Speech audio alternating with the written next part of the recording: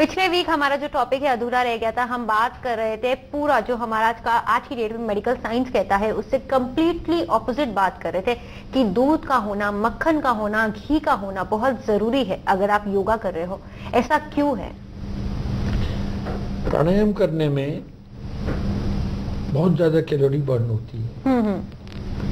मतलब अगर सही ढंग से प्राणायाम किया जाए और भस्त्रिका जैसा प्राणायाम, कपालभाति जैसा प्राणायाम या अनुलोम विलोम, चंद्रभेदी, सूर्यभेदी, जितना भी प्राणायाम हम लोग कर रहे हैं, अगर सही ढंग से किया जाए तो उसमें कैलोरी काफी बर्न होती है।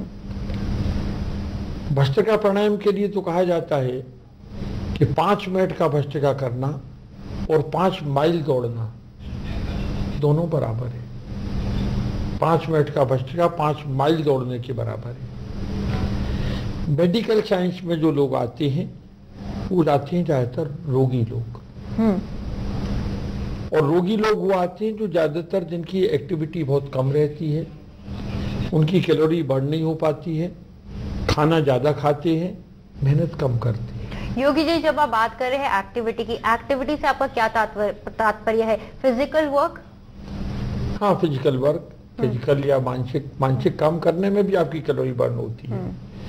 तो मेंटली या फिजिकली हम लोगों के जो काम है जी, वो बहुत ज्यादा काम नहीं है, और उनको लेने से क्या होता है, उसके बाद हम लोग जब खाते हैं तो हम उसको डाइजेस्ट नहीं कर पाते हैं, कैलोरी बहुत ज्यादा बनती है, और वो कैलोरी जो है वो हमारे शरीर में फैट को बढ़ाती है। तो इसलिए फैट को कम करने के लिए हमको कैलोरी पर नियंत्रण करना है, और प्राणायाम से अच्छा कैलोरी का नियंत्रण कोई नहीं है।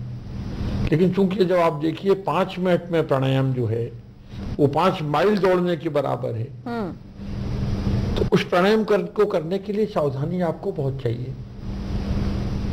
किसी भी प्राणायाम का अभ्यास धीरे धीरे अभ्यास करें, इसमें कोई जल्दी नहीं करें, कोई बड़बड़ी नहीं करें, क्योंकि जितना जल्दी आप करने का प्रयास करेंगे उतनी इसमें देर हो जाएगी, नुकसान कर जाएगी। अच्छा। श्वास जीवन का आधार है हमारे, जब तक श्वास चल रही है तब तक हमारा जीवन चल रहा है, सांस रुक जाने से जीवन हमारा खत्म है, और उसी सांस के साथ आपको खेल करना है। हमारे यहाँ कहा गया है, श्वास की तुलना दी गई है जंगली शेर और हाथी से। जंगल में शेर और हाथी को जब शिकारी पकड़ने जाते हैं तो पहले वो गड्ढा खोदते हैं, जाल बिछाते हैं जी। उसमें जब जानवर फंस जाता है तो कुछ दिन उसको भूखा रखा जाता है, फिर खाना दिया जाता है धीरे धीरे, तब दोस्ती होती है, और तब वो सर्कस में 2 पैर से हाथी चलता है या शेर आग में से कूदता है। ठीक उसी तरह की तुलना हमारे यहाँ प्राण से की गई है। प्राणायाम जो है ये जीवन का आधार है। बंद कर दीजिए 2 मिनट 3 मिनट बंद कर दीजिए तो जीवन शेष है, और इसी प्राणायाम के प्रयोग से आपको करने से श्वास के प्रयोग करने हैं। तो कभी भी प्राणायाम में कोई जल्दी मत करिए, ताकत से ज्यादा उसको मत करिए, और प्राणायाम करने के लिए आपको अच्छा आहार जरूरी है।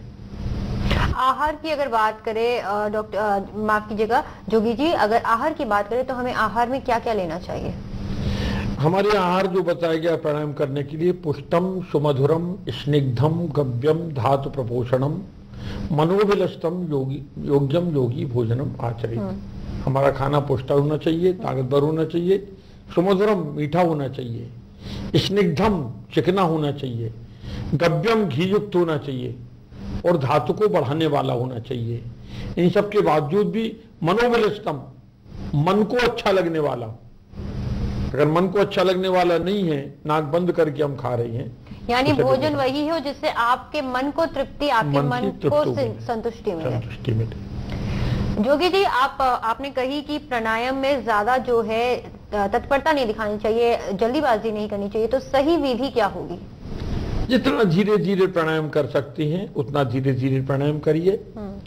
और सबसे बड़ी चीज है कि इसमें जो प्राणायाम करने में आपके शरीर में कहीं कोई तकलीफ नहीं मालूम पड़नी चाहिए, इसलिए कहीं भी प्राणायाम करने में जबरदस्ती मत करिए। अगर आप उसको 1 मिनट रोक सकते हैं तो 1 मिनट की जगह आप 15 सेकंड कम ही रोकिए उसको, धीरे धीरे समय बढ़ाइए। जैसे जैसे आप करते आएंगे उसका समय अपने आप बढ़ता चला जाएगा। यानी जोगी जी कुल मिलाकर ये कहा जा सकता है जैसी आपकी क्षमता हो आप उसी हिसाब से उसे बढ़ाते उसी प्राणायाम को करना चाहिए जी। और जोगी जी अगर बात करें उम्र की, इसमें कोई उम्र सीमा है? बच्चे से लेके बड़े बुजुर्ग तक कर सकते हैं इसे बेझिझक? निश्चित रूप से किसी भी उम्र का आदमी प्राणायाम कर सकता है, क्योंकि सांस तो जब तक जीवन है तब तक श्वास चल रहा है। तो उसी श्वास से हम लोग जो प्रयोग कर रहे हैं वो धीरे धीरे सभी एज के आदमी, किसी भी उम्र का आदमी उसको आराम से कर सकता है। लेकिन प्राणायाम जब भी होना चाहिए तो अच्छे शिक्षक की, अच्छे गुरु की सानिध्य में हो तो प्राणायाम का लाभ बढ़ जाता है। क्योंकि प्राणायाम करने के लिए जरूरी है 3 बंधों का प्रयोग। योग में 3 बंध बताए गए हैं, मूल बंध, उद्यान बंध और जालंधर बंध। पूरे शरीर में हमारे 6 चक्र हैं, 6 चक्र हैं जो स्पाइनल कॉर्ड पे हैं। मूलाधार, स्वादिष्ठान, मणिपुर, अनहत और विशुद्ध आज्ञा, ये 6 चक्र हैं। और सर का जो ऊपर का हिस्सा है ये सहस्त्रार्ध है। पूरा का पूरा हमारा बेस जो है वो स्पाइनल कॉर्ड है। मूल बंध में मलद्वार, मूत्रद्वार दोनों को अपनी तरफ ऊपर के खींच के रखना, यह अनिवार्य हिस्सा है प्राणायाम का। जितनी देर प्राणायाम किया जाए उतनी देर मूल बंध का प्रयोग किया जाए। जब सांस को बाहर निकालते हैं तो पेट को हम लोग अंदर खींचते हैं, सांस लेते हैं तो पेट बाहर जाना चाहिए। तो पेट को जो अंदर खींचने की प्रक्रिया है इसका नाम है उद्यान बंध। और जब भी कुंभक लगाती हैं, कुंभक का मतलब है सांस को जब अंदर रोक के रखते हैं तो थोड़ी को गले में दबाती हैं, तो गर्दन के पॉइंट को थोड़ी से दबाना, इसका नाम है जालंधर बंध। इन तीनों बंधों का प्रयोग प्राणायाम के लिए एक अनिवार्य हिस्सा है। जोगी जी ऐसा करने से और क्या क्या फायदे हो सकते हैं आपके शरीर में? तीनों बंधों के प्रयोग से शरीर में स्थिरता आती है, शरीर मजबूत बनता है, स्ट्रांग बनता है, मोटापे को घटाता है ये आपके। उसके अलावा हम लोग जो चर्चा कर रहे थे पिछली बार, हम लोगों ने जो चर्चा की थी कि कार्बोहाइड्रेट क्या है। कार्बोहाइड्रेट हमारे शरीर के फैट को बढ़ाते हैं जी। और आपका ये फैट जो है वो फैट को मारता है। आप जब भी देखिए कि घी मक्खन का प्रयोग आपने बंद कर दिया, उस टाइम पे आप महसूस करेंगे कि आपकी स्किन भी ठंडी हो गई है, त्वचा ठंडी हो जाती है। और जब आप मक्खन, घी का प्रयोग, दूध का प्रयोग सही मात्रा में करते हैं और ठीक से करते हैं तो आप देखिए स्किन में गर्मी बनी रहती है और ये गर्मी बराबर फैट को जलाती है, एक नमी बनी रहती है जोगी जी। हाँ, कुल मिलाकर गर्मी बनी रहती है। जोगी जी आज आपने इतने सारे इन्फॉर्मेशन हमें दिए आपने, हम चाहेंगे इसी तरह एक नेक्स्ट वीक भी आप इसी तरह हमें आए और बताइए योगा के कुछ और फायदे भी। फिलहाल बहुत बहुत शुक्रिया आपका।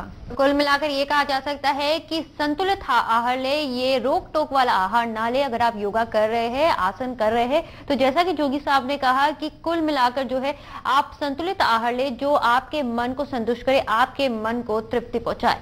आज का ये एपिसोड आपको कैसा लगा? अपने फीडबैक सुझाव हमें लिख के भेजिए। मेरा आईडी है lovely.gupta@tazatv.com।